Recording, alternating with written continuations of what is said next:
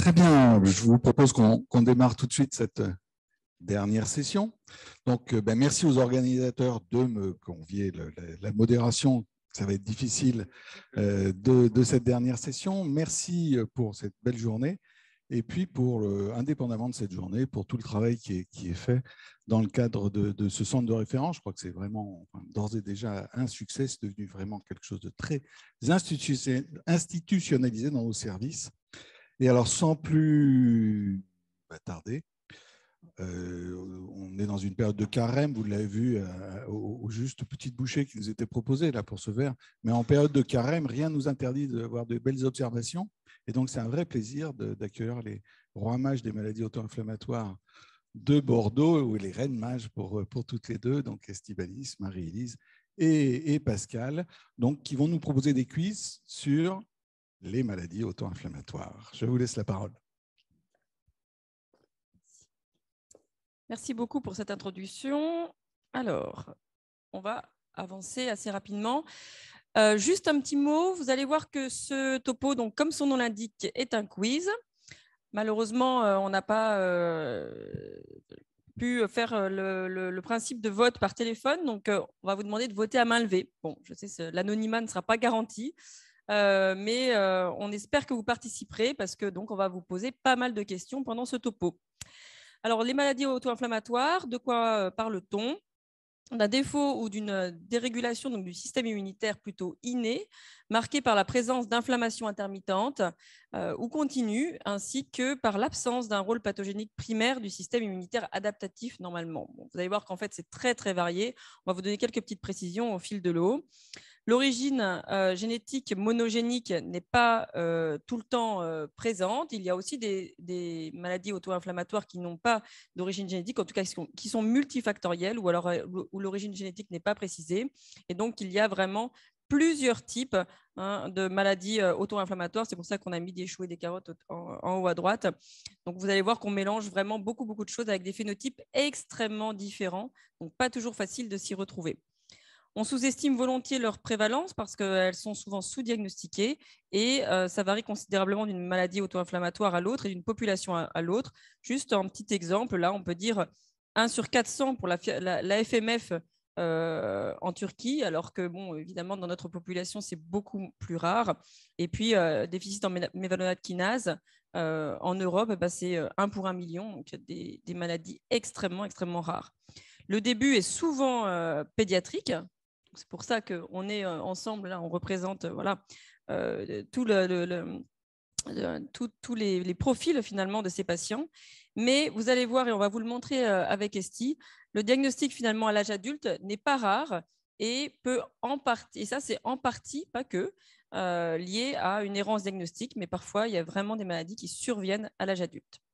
Sans plus tarder, Pascal. Merci Marie-Lise. Bon, comme pour vous réveiller un petit peu en cette fin de journée, je vais vous faire réviser un peu de pédiatrie. Ça fera du bien à certains. Je commencerai donc ce florilège de cas cliniques par Arthur, qui depuis 18 mois est un petit garçon qui a 4-5 ans. Depuis 18 mois, présente des fièvres à 39-40 qui sont extrêmement périodiques, qui reviennent tous les mois. Les parents sont capables de donner la date de la prochaine crise. C'est des fièvres qui sont initialement caractérisées par des frissons, mais en général assez bien tolérés. Le paracétamol et l'ibuprofène sont donnés à titre symptomatique. Et on a l'impression que l'ibuprofène fonctionne un peu mieux. Et puis surtout, les signes accompagnateurs sont des pharyngites, des angines, avec des streptotests qui sont en général négatifs, des douleurs abdominales, une aphthose buccale. Et au bout de 3-4 jours, le médecin qui ne comprend pas trop la symptomatologie fait un bilan biologique et retrouve 25 à 35 000 blancs avec une CRP très élevée à plus de 100. Voilà, c'est en dehors de cela un gamin qui va très bien, qui pousse bien, qui grandit bien. Vous avez donc un diagnostic à me proposer. Alors, une maladie de style, un CAPS, un TRAPS, un déficit partiel en mévalonate kinase ou ancien syndrome hyper-IgD, un B7 ou B7-like, un FAPA ou un PAPA syndrome. Diagnostic, tant pis pour cet enfant. Le 4 non? Allez. Thierry a fait le diagnostic, bien sûr, c'est un FAPA syndrome. Alors, ce FAPA syndrome, vous le connaissez probablement pas bien, ou de oui dire, puisque c'est une forme essentiellement pédiatrique, hein, donc c'est un tableau extrêmement fréquent. C'est ce qu'on appelait au départ syndrome de Marshall, puisque Marshall l'avait décrit en 87 dans le Journal of Pediatrics, en pensant que c'était une maladie rare. Il n'en est rien, c'est une fréquence absolument redoutable. Voilà, qui est sous-diagnostiquée parce que c'est une maladie auto-inflammatoire bénigne avec une forte proportion de d'IL1 et donc c'est une inflammasomopathie. Elle est extrêmement périodique, hein, donc c'est vraiment très très rythmé, il n'y a pas de saisonnalité et puis la symptomatologie est essentiellement ORL, donc periodic fever, aphthostomatitis, pharyngitis, anénitidis. Voilà. J'en parle, alors il y a des nouveaux critères que je ne vais pas détailler puisqu'on est un petit peu en retard. Donc, il faut avoir au moins des fièvres depuis plus de 6 mois avec des critères de durée et de hauteur de la fièvre. Vous voyez que les symptômes sont essentiellement ORL, pharyngite, angine essentiellement, des adénites extrêmement importantes, des aftes. Il faut avoir écarté un certain nombre d'autres problématiques, mais ce sont des enfants qui vont bien, qui évoluent bien, c'est un des critères importants. Et on les traite avec une dose de corticoïdes au premier jour de la fièvre. Il y a une réponse extrêmement importante aux corticoïdes. Alors j'en parle aujourd'hui parce que c'est très pédiatrique, c'est bénin, mais il y a des prolongements de cette maladie avec des maladies inflammatoires, auto-inflammatoires autres, notamment des spondylarthropathies. On est très surpris de voir dans les spondylarthrites infantiles précoces périphériques qu'il y a eu des histoires de FAPA antérieurement. La maladie de Bessette est un prolongement possible et des Mickey. Voilà. Et ça existe chez l'adulte, sachez le repérer. On continue. Julien, ça c'est notre histoire familiale, donc qu'on a connue il y a un petit moment déjà. Il est adulte maintenant. Petit garçon qui est né à 37 semaines d'aménorrhée et qui avait un œdème maculaire néonatal qui avait été étiqueté toxoplasmose en 2000. Et puis, quand on reprend l'historique familial, la maman a un tableau de fièvre récurrente, de syndrome inflammatoire, de surdité, d'uvéite, d'œdème papillaire qui ressemble un petit peu, qui n'a pas été diagnostiqué. Le frère a à peu près les mêmes choses avec une petite taille. Vous voyez ici donc ces espèces d'éruptions pseudo-urticariennes ou urticariennes, ces uvéites, ces yeux rouges, une fièvre récurrente. Voilà le tableau de Julien, donc avec des fièvres qui durent en général moins de 24 heures, associées à des céphalées, des douleurs des membres, sans réelle arthrite, des douleurs abdominales, des éruptions. Un retard statural que vous avez vu ici, qui est relativement harmonieux, une macrocéphalie, et puis une atteinte ophtalmologique inflammatoire et un syndrome inflammatoire avec notamment une protéinase A augmentée. Qu'en pensez-vous? Donc, une maladie de style. Donc, on a un tableau familial hein, avec l'impression d'avoir une transmission autosomique dominante. Un CAPS, un TRAPS, je ne le refais pas. Allez, un CAPS, donc effectivement, cet enfant a une mutation assez rare sur le gène NLRP3, mutation gain de fonction qui permet de faire le diagnostic donc, de CAPS avec un phénotype Muckle-Wells. Julien, donc, la famille a pu être testée et a refusé initialement le traitement anti-L1, a été perdu de vue. Alors, je montre ces vignettes parce que, vous voyez, ce retentissement, cette maladie va avoir un retentissement extrêmement important sur la croissance. Hein. Voilà. Et le temps de mettre en route ce traitement par anti-L1 a fait perdre pas mal de temps. Mais vous voyez qu'à partir du moment où l'Hilaris, le canakinumab, est mis, on a un nettoyage complet des symptômes inflammatoires, de l'inflammation biologique, et puis une amélioration de la qualité de vie, et surtout donc, une reprise de sa croissance, surtout à un moment charnière de la puberté. Il avait la chance d'avoir un retard pubertaire lié à sa maladie inflammatoire, ce qui a permis de gagner un peu de temps. Voilà. Et je le mets, cette vignette, parce que son frère, lui, avait complètement refusé à l'époque le traitement. Vous voyez l'évolution de sa courbe staturale avec un pronostic de taille qui était vraiment pas bon. Il a finalement, malheureusement, un peu tard accepté, ainsi que sa mère, en dernier lieu, d'avoir des anti-L1 qui ont permis de complètement améliorer la symptomatologie. Voilà, cette vignette pour dire simplement qu'il est important de repérer ces situations génétiques très tôt dans la vie puisqu'on a des bonnes réponses et dans cette inflammasomopathie, des anti-L1 sont extrêmement efficaces, vous le savez. Alors, on va embrayer sur un cas clinique de l'adulte. En fait, c'est l'histoire de Marie qui est prise en charge dans le service. Alors, l'histoire commence par une suspicion de Cogan, gérée par Patrick Blanco, puis de B7, puis de vascularite. Et en fait, elle a une histoire complexe avec un certain nombre de manifestations cliniques qui s'accumulent au cours du temps, mais au gré des différentes thérapeutiques qu'elle reçoit. Donc, difficile de faire la part des choses entre les symptômes en lien avec sa pathologie, des effets secondaires éventuels. Mais il y a quand même de l'urticaire, il y a une atteinte articulaire. Il y a une surdité, il y a une histoire oculaire également avec des uvéites. Et puis, elle a aussi un antécédent de méningite lymphocytaire avec hypertension intracrânienne qui nécessite d'ailleurs la pose d'une sonde de dérivation ventriculo-péritonéale. Et à un moment donné, d'ailleurs, elle est fébrile. On suspecte une infection de cette sonde qu'on fait retirer et reposer. Elle a également des manifestations cutanées qui, parfois, lorsqu'elles sont biopsiées, retrouvent de la dermatose neutrophilique. Et puis, on accumule les traitements, les corticoïdes, la colchicine, la disulone, l'endoxan, le MMF, les anti-TNF, l'azatioprine. Et ça ne va pas du tout parce qu'elle fait de plus en plus de complications, des complications infectieuses. Elle fait 3 mélanomes. Elle a une ostéoporose fracturaire sévère. Elle a même fait 2 épisodes de Takotsubo au gré de ces épisodes inflammatoires à l'âge adulte. Et en 2014, on se dit que là, il faut arrêter d'ajouter des immunosuppresseurs chez cette patiente, qu'on est complètement à côté de la plaque probablement, et que peut-être qu'il faut cibler une autre voie thérapeutique. Et en 2014, on décide le 3 juillet d'injecter de l'anakinra à cette patiente. L'injection est faite à 17 h. Le lendemain matin, la patiente nous dit « Écoutez, docteur, j'ai passé une très bonne nuit. Regardez, les lésions cutanées ont complètement disparu. » Et en effet, la CRP s'effondre en quelques jours et la patiente est transformée sur le plan clinique.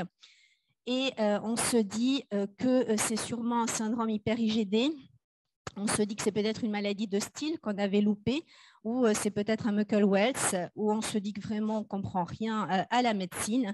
Et on se dit vraiment, j'ai été très, très mauvaise sur ce coup-là. Comment je n'y ai pas pensé plus tôt? Est-ce que ça vous inspire? Alors, on est dans la suite de ce que Pascal vient de nous présenter, en fait. Donc, on est exactement dans le même profil avec une forme sporadique, en fait, avec une mutation sur le gène NLRP3, faisant de ce dossier-là un diagnostic de CAPS, avec un diagnostic qui est fait après 5 mois d'attente de la mutation génétique et surtout après 20 ans d'errance diagnostique.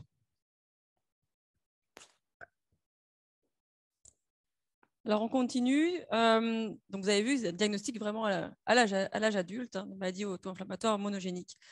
Alors, monsieur R a 41 ans quand on le rencontre. Alors, on le rencontre de façon un peu particulière puisque sa première caractéristique, c'est d'être quand même le père d'un enfant de 14 ans qui est traité en pédiatrie pour un rhumatisme inflammatoire d'origine inconnue. Alors, lui également, il était connu pour un rhumatisme inflammatoire. Il est plutôt sportif, il travaille dans un bureau. Depuis l'âge de 6 ans, en fait, il présente des douleurs et des gonflements articulaires.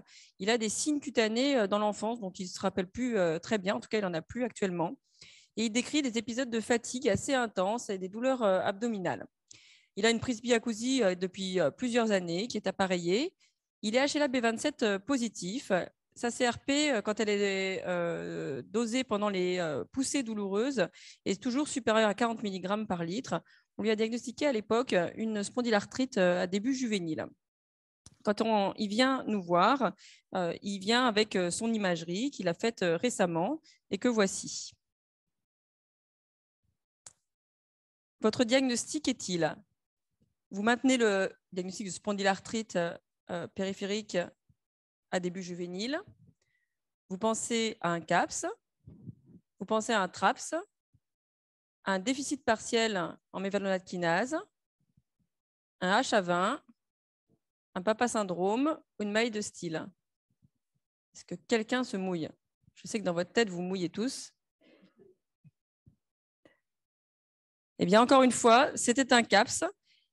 Le diagnostic avait été masqué pendant des années par ce HLA-B27 positif qui avait fait évoquer le diagnostic donc à tort de spondylarthrite, malgré finalement les nombreuses atypies.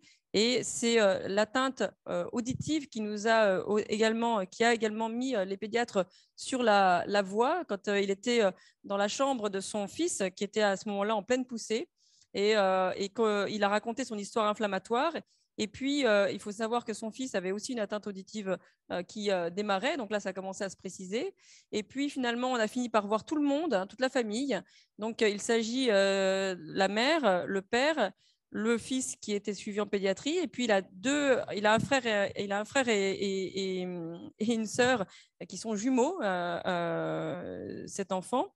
Et en fait, le père et les 3 enfants portent la même mutation et sont donc tous les 4 CAPS. Sauf que le père, on les a tous traités là. Le père va beaucoup mieux actuellement, mais il a quand même quelques séquelles de sa pathologie. Le fils qui était suivi en pédiatrie commence vraiment à bien répondre au traitement. Et les petits jumeaux, probablement, vont pouvoir, alors on les a dépistés, du coup, il y en a un des 2 qui commençait une atteinte auditive, probablement, ils pourront s'en sortir sans séquelles de la pathologie. Donc là, l'intérêt du diagnostic précoce a été vraiment majeur. Juste un petit aide-mémoire au cas où, parce qu'on vous a beaucoup parlé de ces 4 maladies un petit peu cardinales dans les maladies monogéniques IL1 dépendantes. Donc toujours fièvre, arthralgie, inflammation biologique, souvent le début dans l'enfance et les crises, ça c'est un petit peu les points communs. Et puis après, chacune, vous voyez, ont des petites particularités. Et donc c'est sur ces particularités-là que vous allez pouvoir vous appuyer éventuellement pour vous aider pour le diagnostic, et notamment pour le CAPS et les Muckle Wells avec l'atteinte auditive qu'il faut rechercher à tout prix. Alors ça, c'est une observation pour faire plaisir à Thierry et à Johanna.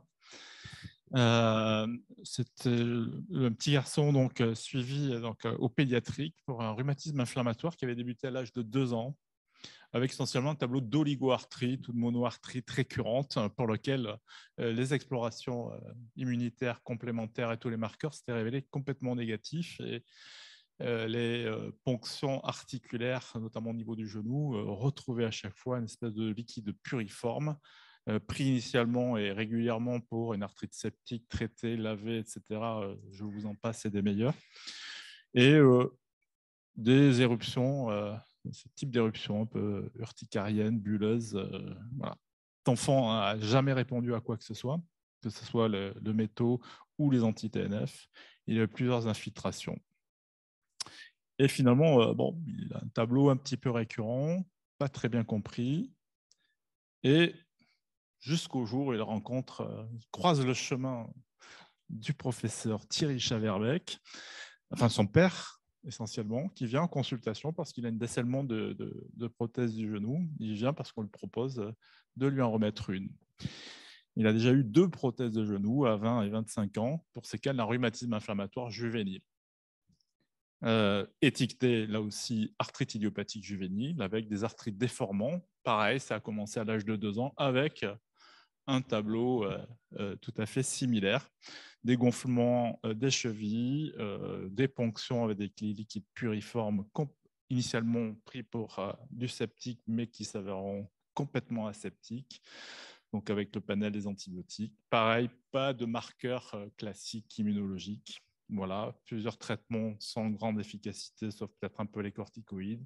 Et puis ces prothèses. Donc il vient voir Thierry Chaverbeck parce qu'il craint les troubles de la cicatrisation qu'il a déjà eu, et je vous montre les troubles de la cicatrisation après les prothèses qu'il avait gardés en mémoire.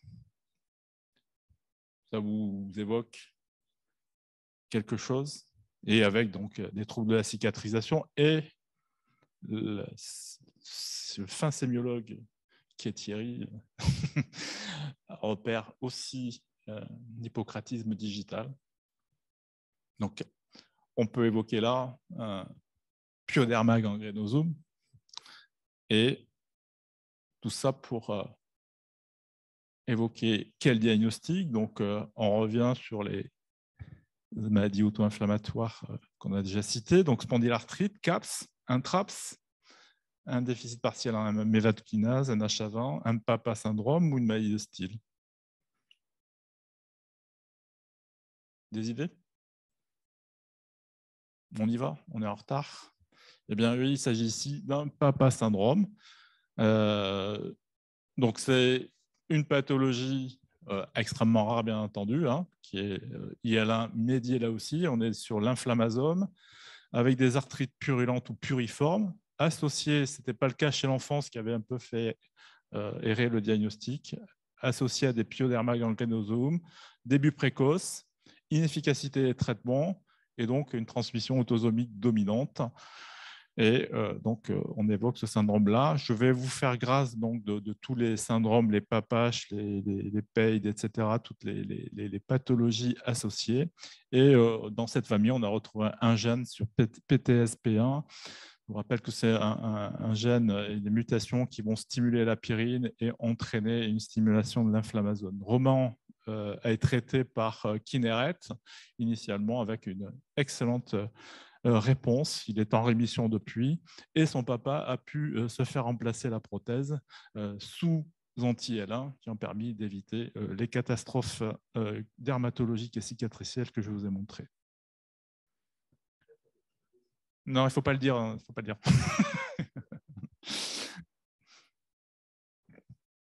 Donc, cette vignette, donc pour signaler que le travail collaboratif entre pédiatres et médecins d'adultes, ici, la rhumatologie, est quand même très important. Oui, on l'avait vu aussi avant avec le CAPS. Et on vous a montré donc, des présentations différentes de CAPS, l'errance diagnostique, un diagnostic peut en cacher un autre, le cas typique chez l'enfant, des maladies vraiment IL indépendantes. Et puis là, on va vous parler de l'importance d'autres choses aussi avec Esti. Donc là, c'est Madame K, une jeune femme qui est d'origine libanaise, qui est arrivée en France en 2010. Quand je la vois, elle a 32 ans. Et depuis la naissance, en fait, elle me raconte qu'elle présente des épisodes de fièvre. Et donc, dans son carnet de santé, on voit effectivement, elle a une sorte de carnet de santé, elle a un petit recueil, en fait, avec des infections en fait, à répétition, sans rythme particulier.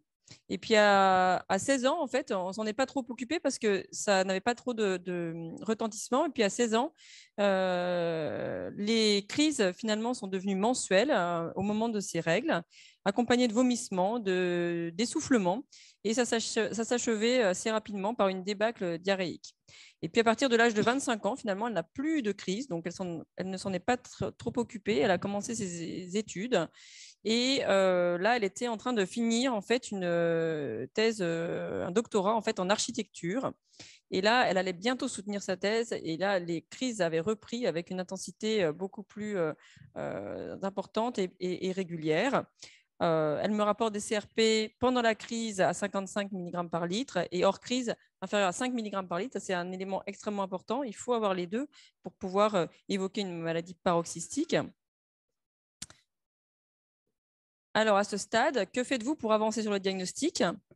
Un arbre généalogique, un exome, un génome, un NGS, un Sanger du gène MEFV, un dosage d'acide mévalonique en crise, un dosage de la protéine SA en crise, un scanner abdominal.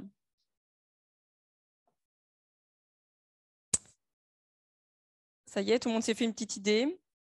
Alors, moi, j'avais dans l'idée de vous partager finalement ce que j'ai appris dans les maladies auto-inflammatoires, c'est l'importance de faire un arbre généalogique parce qu'on a tout de suite une vision en fait avec ces arbres. Déjà, est-ce que la mutation est de novo, hein, c'est le seul cas dans la famille?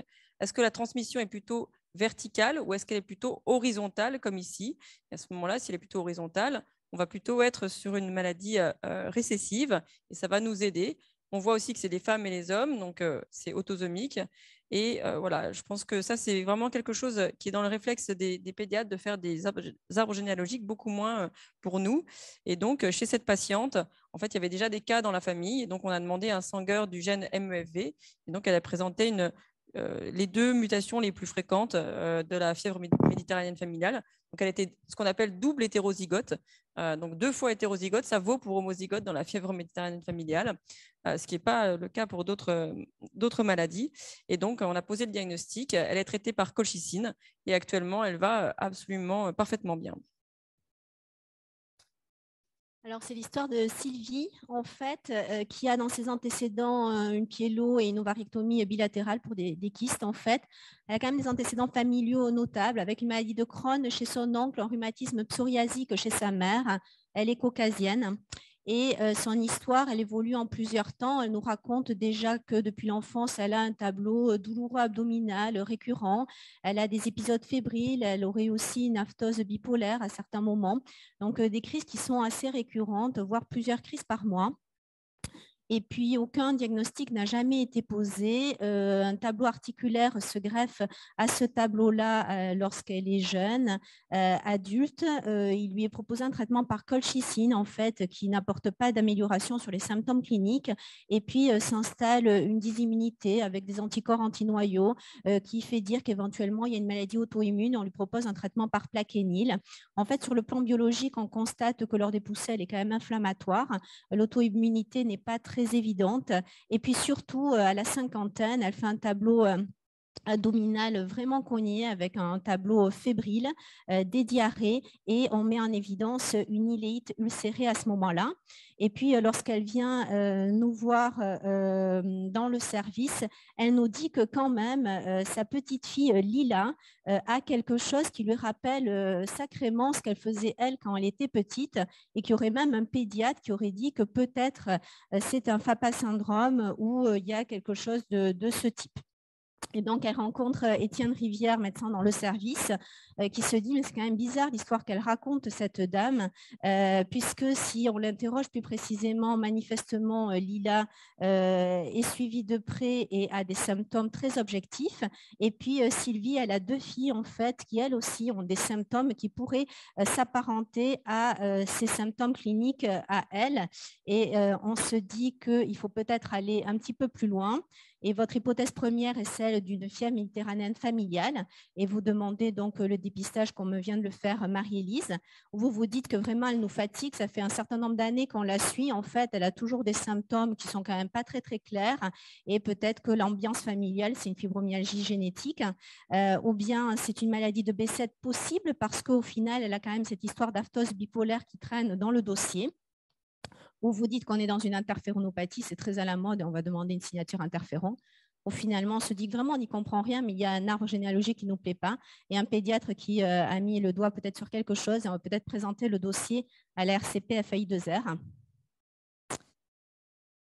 Donc, nous, on se dit qu'on allait présenter le dossier. Donc, on s'y colle, en fait, parce que ce n'est pas simple d'obtenir un NGS sur ce genre de dossier, parce qu'il faut patienter un certain temps lorsqu'on inscrit notre patient à la RCP avant de pouvoir le présenter le jour J. Et en fait, cette patiente, elle a en effet une mutation génétique qui rentre dans le cadre de ce qu'on appelle un RELA syndrome, ou qu'on pourrait appeler comme étant un syndrome auto-inflammatoire B7-like. Et en fait, ce RELA syndrome a été confirmé chez Lila, chez Fiona, chez Floriane et même chez son fils Gwendal. La majorité d'entre eux sont actuellement en traitement et ils vont plutôt pas mal.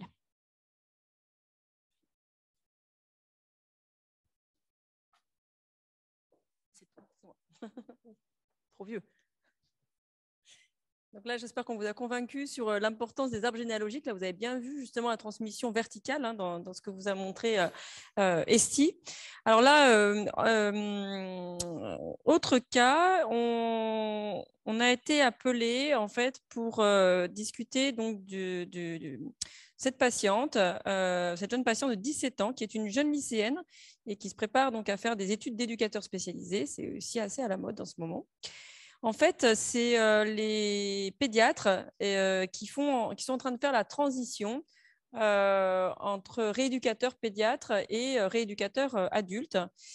En fait, cette patiente a été vue depuis l'âge de 2 ans parce qu'elle a eu un début brutal de paraparésie spastique avec initialement une description d'anomalie de la substance blanche sur les imageries. Et puis, en fait, depuis, devant cette paraparésie spastique qui est quand même une situation relativement fréquente pour nos rééducateurs fonctionnels. Il les traite en fait avec des injections de toxines botuliques régulières. Donc ça la soulage, ça lui permet en fait de garder une marche à peu près correcte, en tout cas en intérieur. Et puis, elle arrive à se maintenir debout. Ce n'est pas tout très satisfaisant. Il n'y a pas d'autres explications à ce moment-là. Et puis, avec l'évolution dans le temps, la marche est quand même très limitée. Elle est obligée d'utiliser un déambulateur à l'intérieur. Et puis, à l'extérieur, plutôt un fauteuil roulant. Et à partir de l'âge de 8 ans, on voit dans ses courriers petit à petit l'apparition donc de description de plaques violacées au niveau des talons. Et puis, ça a été montré plusieurs fois. Et à chaque fois, on dit c'est les orthèses, parce qu'elle a des orthèses assez contraignantes pour pouvoir maintenir les pieds, les articulations des chevilles à peu près dans une forme à peu près correcte. L'IRM cérébrale qui avait été faite à l'âge de 2 ans montrait quelques anomalies de la substance blanche. Et puis, il y avait une suspicion de pic de lactate en regard des noyaux gris centraux qui avait fait évoquer la possibilité d'une maladie neurodégénérative. Et puis, en fait, l'IRM à 6 ans s'était complètement normalisé. Donc, il y a pas mal de diagnostics qui ont été évoqués. Ça n'a pas été facile pour faire ce diagnostic chez cette patiente. Là, c'est les lésions cutanées qu'elle présente encore. Au moment où je la vois, là, tout récemment, donc au moment de cette transition qui s'était faite initialement entre rééducateurs, finalement qui fait intervenir le rhumatologue, mais c'est pas. Alors, les diagnostics qui ont été évoqués ou que vous pourriez évoquer éventuellement, une maladie mitochondriale, une séquelle d'une pathologie infectieuse aiguë, c'est ce qui a été évoqué longtemps et c'est ce qui a été dit donc à la maman pendant longtemps pour cette patiente. Une interféronopathie, un CAPS type Muckle-Wells, TRAPS, un déficit partiel en mévallokinase ou une maladie neurologique dégénérative. Donc, vous êtes fait peut-être votre petite idée. Et donc, le petit message ici, c'est paraparésie spastique à début précoce, associée à des engelures en fait, chroniques. Attention à l'interféronopathie. Effectivement, elle présente à l'état homozygote une mutation dans un gène qui code pour une enzyme qui intervient sur la voie des interférons. Et donc, c'est cette maladie qui est à diagnostic très tardif finalement, mais on va pouvoir lui proposer un traitement et donc ça va probablement quand même changer pas mal les choses pour elle. Et donc là, on est en train de dépister pas mal d'interféronopathies comme ça, donc chez les patients qui ont des paraparésies spastiques. Donc, je vous encourage à retourner vers les neurologues de vos centres et les rééducateurs pour voir ça, parce que c'est vraiment très intéressant. Au passage, vous avez vu qu'on avait pas mal parlé de maladies IL indépendantes, et là, on est passé vraiment sur une autre voie avec le RELA syndrome et l'interféronopathie. Donc, voilà, on reste un peu elliptique, mais c'est volontaire. On va vous dire pourquoi. Bon, on va sortir de la génétique pour parler de Titouan, qui est un petit garçon né en 2010, qui arrive à l'hôpital donc avec une fièvre qui se prolonge depuis une quinzaine de jours. Il a déjà été hospitalisé en pédiatrie en hôpital périphérique. Vous voyez cette espèce de fièvre hectique, là, 1 à 2 fois par jour, un petit peu au même moment, surtout la nuit. Il a commencé par une espèce de virose étiquetée syndrome pied-main-bouche et une angine virale. Il n'y a pas grand-chose. Et puis, donc, ce tableau qui se pérennise avec cette fièvre hectique, une altération de l'état général, et puis ces éruptions évanescentes qui arrivent essentiellement au moment des pics de fièvre. Voilà. Et des arthrites avec, vous voyez ici, une carpite et une atteinte des interphalangiennes et des métacarpophalangiennes chez cet enfant. Il est arrivé avec pas mal d'examens complémentaires déjà faits pour écarter les choses. Une échographie cardiaque retrouve un petit épanchement péricardique. Il a même été traité par immunoglobuline intraveineuse pour suspicion de Kawasaki. C'est un petit peu la hantise des pédiatres au départ, qui n'a absolument rien fait, bien entendu. Et puis, eh bien, il y a 25 000 blancs, 555 000 plaquettes, une anémie, un syndrome inflammatoire. Qu'est-ce qu'on évoque?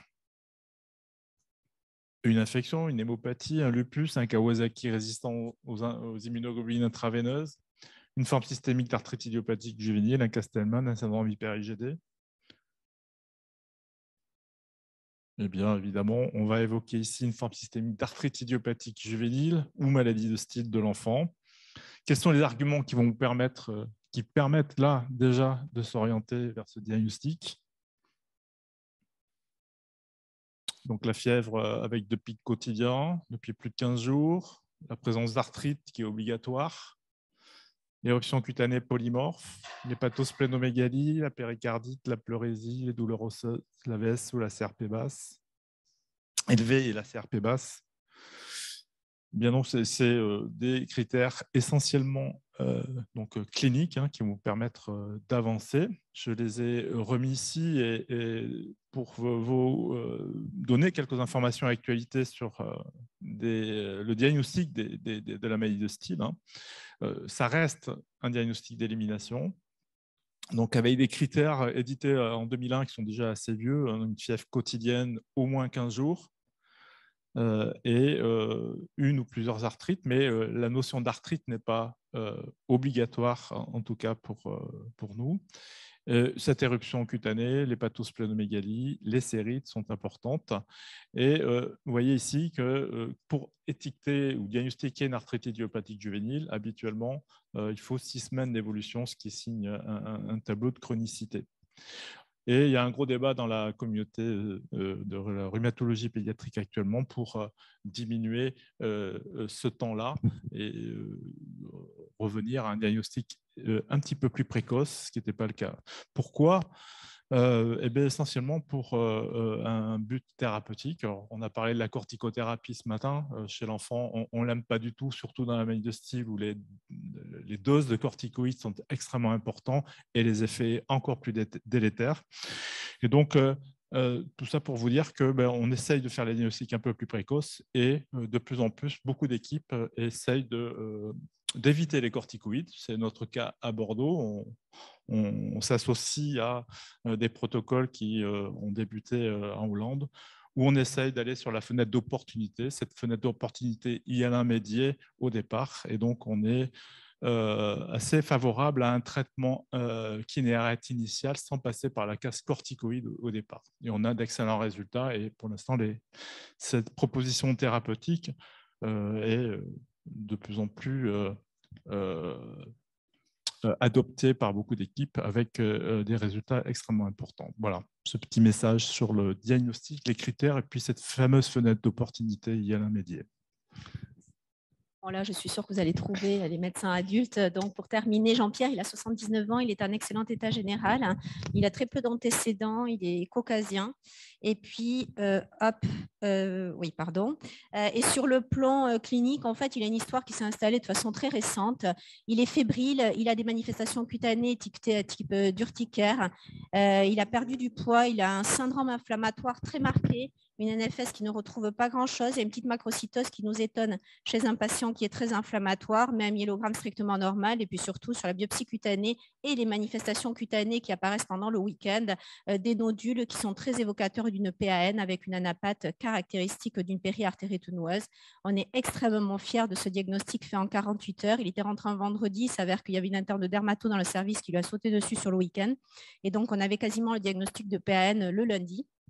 Et donc, on l'arrose d'endoxan et de corticoïdes. Ça ne se passe pas très bien parce qu'à l'issue de 4 bolus, en fait, on arrête parce qu'il fait des complications infectieuses. On fait un relais par du MMF, mais on ne contrôle pas du tout le tableau. Il récidive systématiquement sous des doses de corticoïdes inférieures à 15 mg. Il fait des complications infectieuses. Et puis, sur le plan biologique, en fait, il a une macrocytose qui se confirme, un myélogramme où il y a un doute sur un SMD. Et puis, bien sûr, quelques mois plus tard, en fait, alors qu'il erre dans le service sous corticoïdes, on a un papier qui nous met sur la piste. Et donc, vous vous dites que c'est une PAN associée à une myélodysplasie, un syndrome PARAN, un CAPS, on n'y comprend toujours rien, ou c'est un VEXAS. On y va pour terminer en beauté. VEXAS, parfait. Voilà, je ne vous fais pas l'affront de vous rappeler ce qu'est le VEXAS. Tout le monde vous arrose de présentations autour du VEXAS. C'est une nouvelle pathologie qui a excité beaucoup de monde et beaucoup de spécialités qui sont concernées par cette thématique-là. Et donc, il y a un vrai engouement dans la description de celle-ci. Donc, ce qu'il faut retenir de cette présentation, c'est qu'en effet, lorsque on évoque ce genre de dossier, vous allez vous dire, oh là là, mais on voit plein de patients avec des symptômes auxquels on ne comprend pas grand-chose. Il faut penser à l'arbre généalogique, penser à reprendre les bilans biologiques et traquer ce syndrome inflammatoire chez ces patients. Les mécanismes physiopathologiques peuvent être différents. Ce n'est pas parce qu'on est médecin adulte qu'on ne va pas dépister une maladie génétique. Et puis, il y a des mutations somatiques tardives comme celle que je vous ai présentée avec notre patiente. Et puis surtout, les RCP nationales, alors là, pour le coup, les RCP de la FAI2R jouent absolument un rôle majeur pour nous aider à avancer dans ces diagnostics. Et il faut faire l'effort de présenter ces dossiers-là pour pouvoir avancer et puis poser des traitements chez ces patients.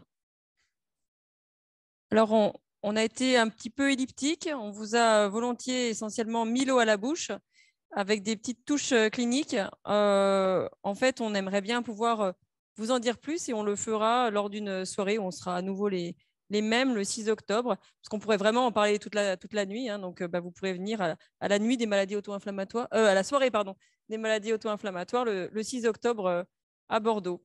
Merci pour tout. Voilà, donc, merci à tous les trois. Trois petits mots avant de lancer le dernier topo. Un, c'est quand même très mal de dénoncer le professeur Blanco alors qu'il vient de quitter la salle. Ouais. Je crois que c'est quand même pas très chic. Ça a été souligné par plusieurs d'entre nous. Non, c'est merveilleux. Je crois qu'on ces maladies, bien sûr que c'est des maladies rares, mais elles sont d'autant plus rares quand on ne fait pas le diagnostic. Donc, il faut savoir y penser. Et puis, je voudrais dire un truc pour les adultes. En fait, très souvent, on est empoisonné par des tableaux qui ressemblent, pour lesquels les mutations, on a beau le présenter au Cérémaïa et à Isabelle Touitou, qui n'exerce plus maintenant, mais qui nous aide gentiment de temps en temps la génétique, et puis qui nous dit « mais tu me fais suer à chaque fois, tu m'envoies, c'est des variantes de signification indéterminée ». Voilà, et peut-être que les formes qu'on diagnostique chez les adultes, de temps en temps, sont des formes avec une expression un petit peu moins spectaculaire et donc avec une expression plus tardive, plus de rôle de facteurs d'environnement, parce que je pense que ce qu'on peut dire aussi, c'est que ces maladies auto-inflammatoires, il n'y a probablement rien d'auto-inflammatoire, il y a quelque chose qui stimule la réaction inflammatoire qui est mal gérée, mal contrôlée du fait de l'anomalie génétique, mais il n'y a pas que, c'est pas ex nihilo. Et puis le dernier truc, c'est toutes les malades pour lesquels on est il y a un B27 par exemple et une hétérozygosie pour la FMF, et ça donne des tableaux qui sont très particuliers, qui sont des rhumatismes inflammatoires classiques, mais avec quelque chose d'autre, avec une réaction inflammatoire beaucoup plus importante. Et il faut tenir compte aussi de ces particularités. En tout cas, merci beaucoup pour cette présentation très riche. Et puis...